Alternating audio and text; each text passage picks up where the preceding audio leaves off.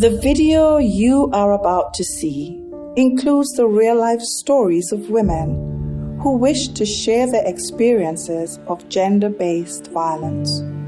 Their stories are presented by actors to protect them. Along with several critical stakeholders, we open the door to provide you with a glimpse of those narratives. Welcome to When Love Goes Wrong.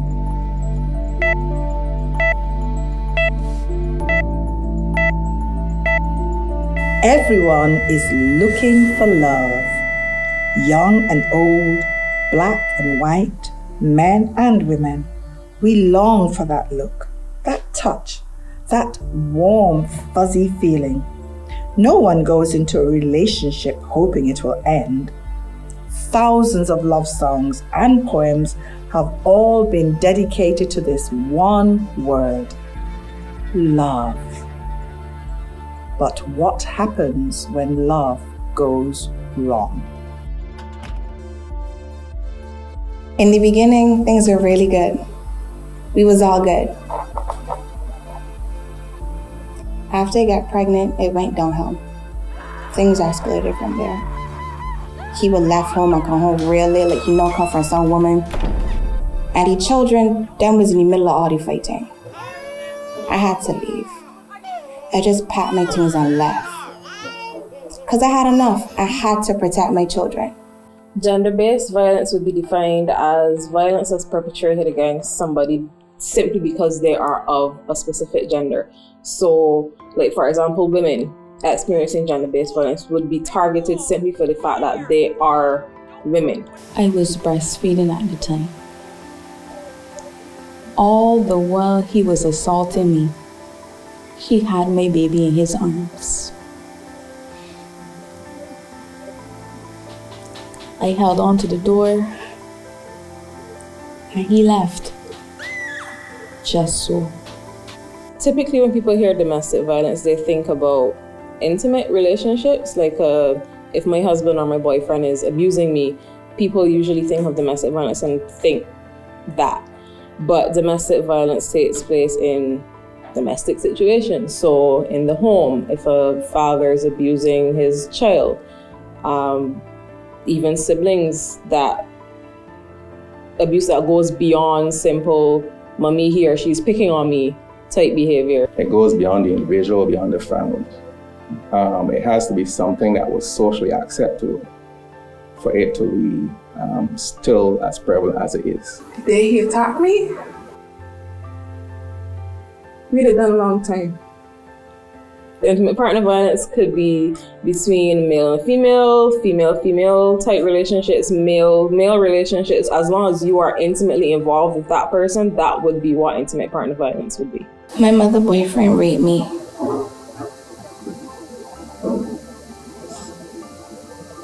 She beat me when I told her. Then she sent me by my father.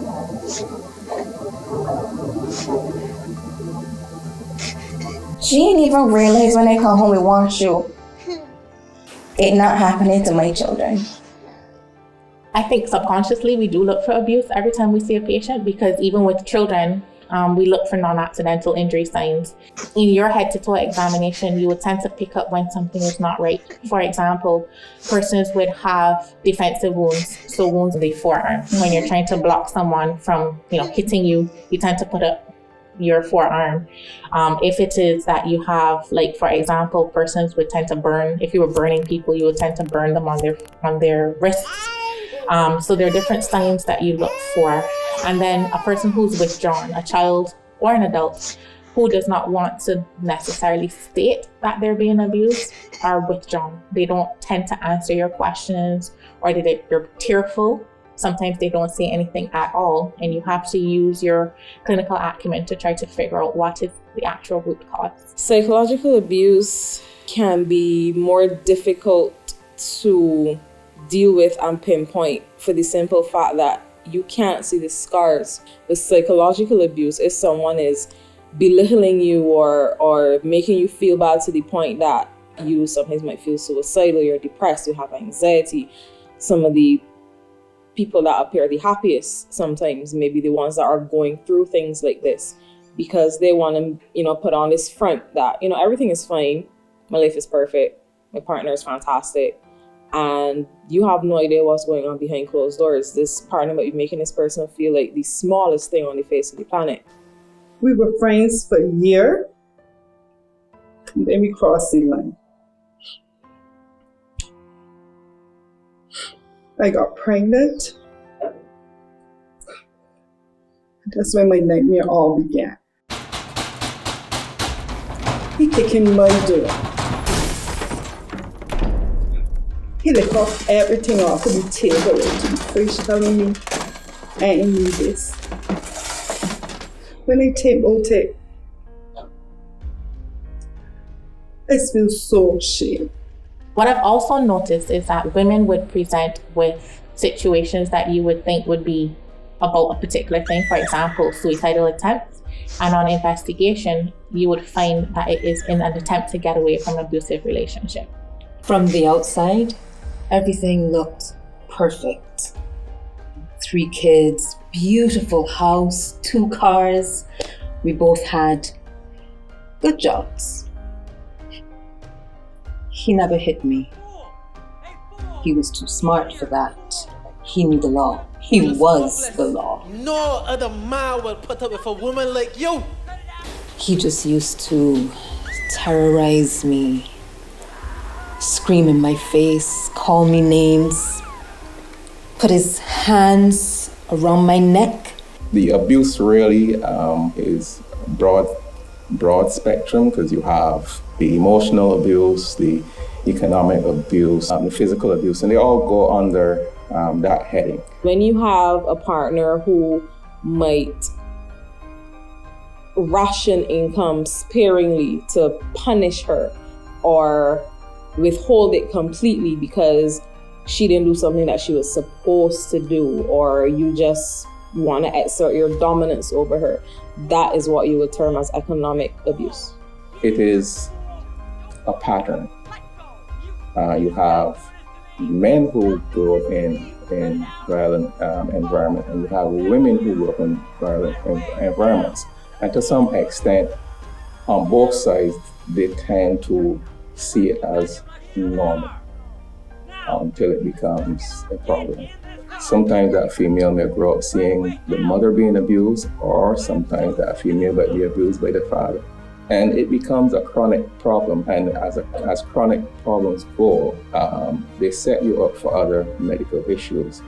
1 in 3 women and 1 in 7 men will experience domestic violence in their lifetime. We challenge you to be a cycle breaker. Interrupt the patterns, challenge the norms, change the conversation, break the cycle. Number 1, recognize the abuse.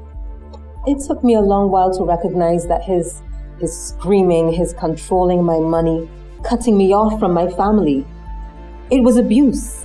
One of the greatest challenges that gender-based victims face is recognizing that it is not their fault. That's number 2. Recognize that it's not your fault. So resources are limited within the public sector. The options would include referral to social services, but they are swamped because, as you can imagine, they're dealing with many other issues as well. Some women do go to the welfare institutions. There are different organizations that these women can go to. There are organizations like the SAFE Foundation. You have organizations like the Hope Foundation as well, if I'm not mistaken. There's the National Organization of Women, which helps women and children.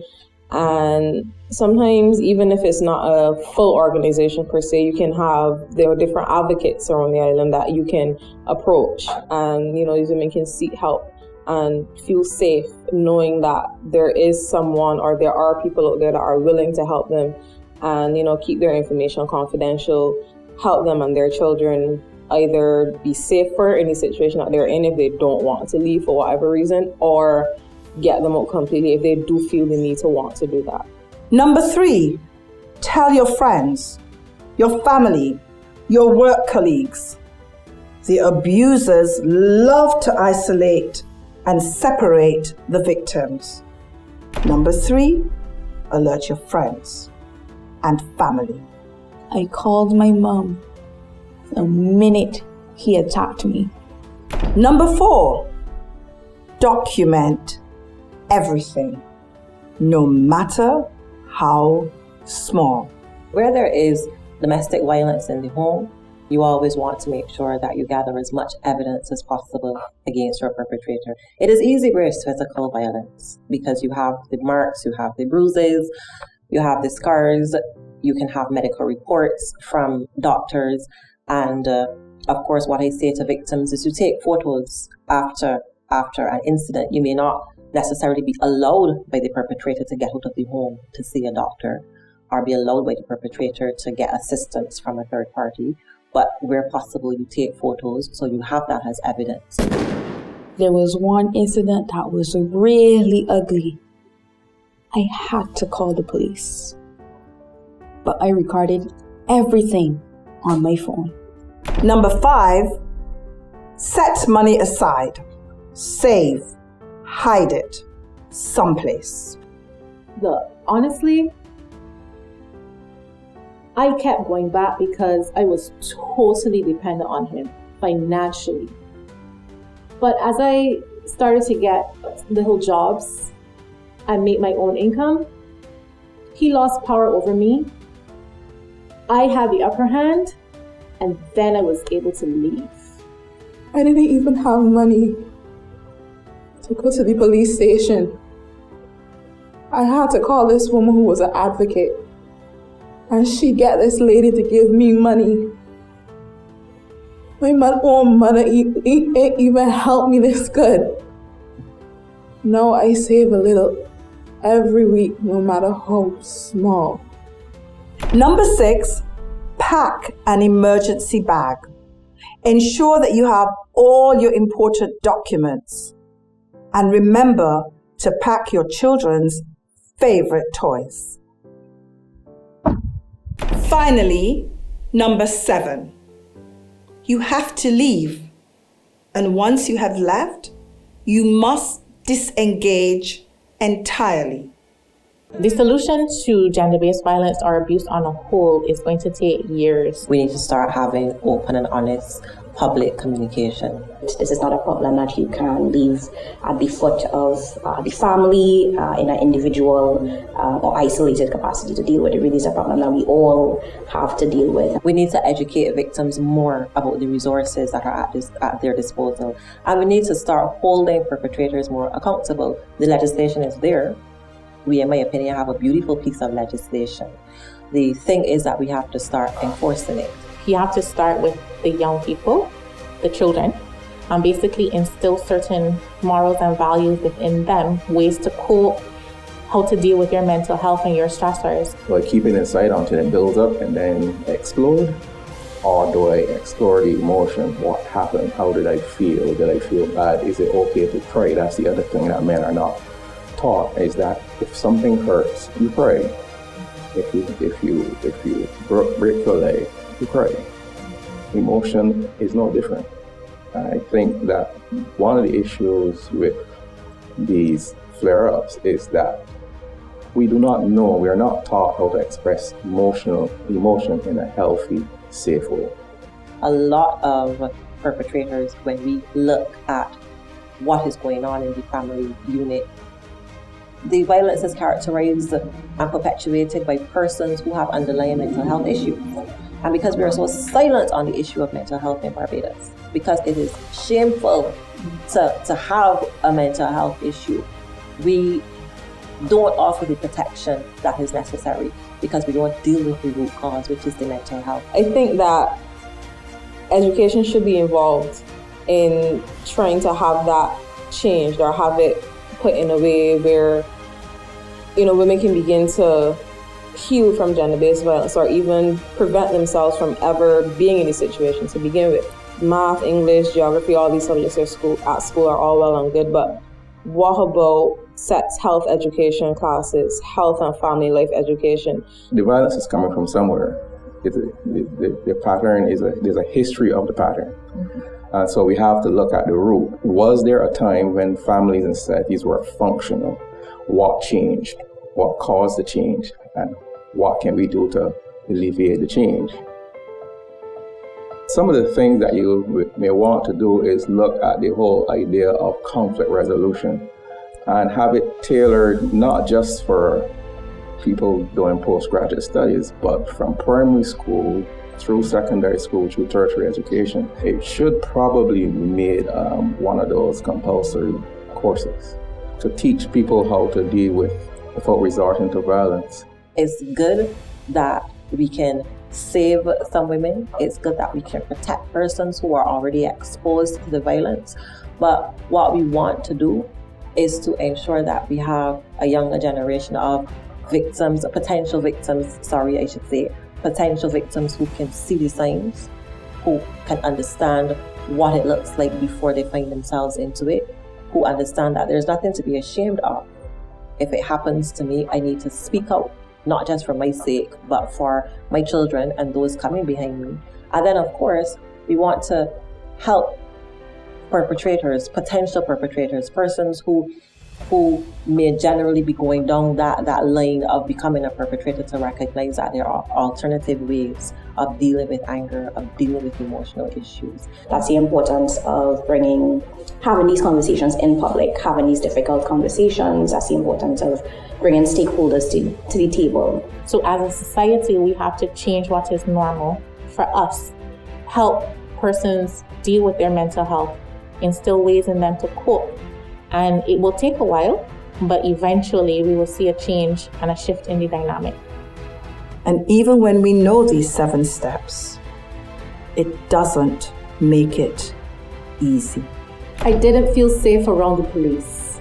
That is why I'm determined to share my story with other women.